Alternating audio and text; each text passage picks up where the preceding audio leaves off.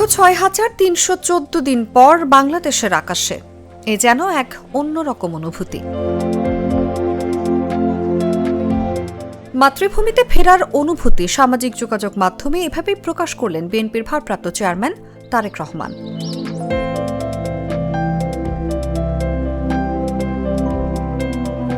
বৃহস্পতিবার সকালে তারেক রহমান ও তার স্ত্রী কন্যাকে বহনকারী বিমান বাংলাদেশ এয়ারলাইন্সের একটি উড়োজাহাজ বাংলাদেশের আকাশসীমায় প্রবেশ করে।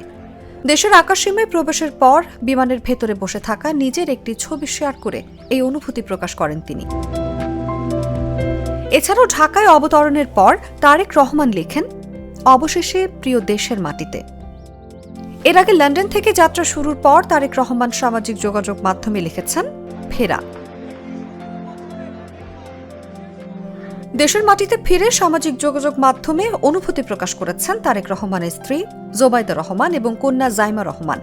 জোবাইদা রহমান লিখেছেন, আলহামদুলিল্লাহ, মহান আল্লাহর সর্বোত্তম পরিকল্পনাকারী।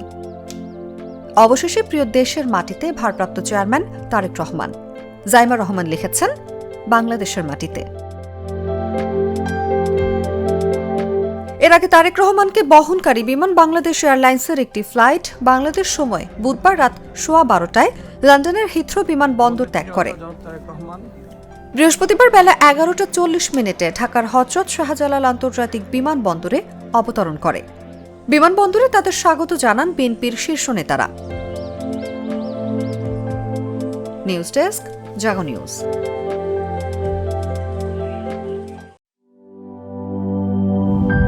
Mr.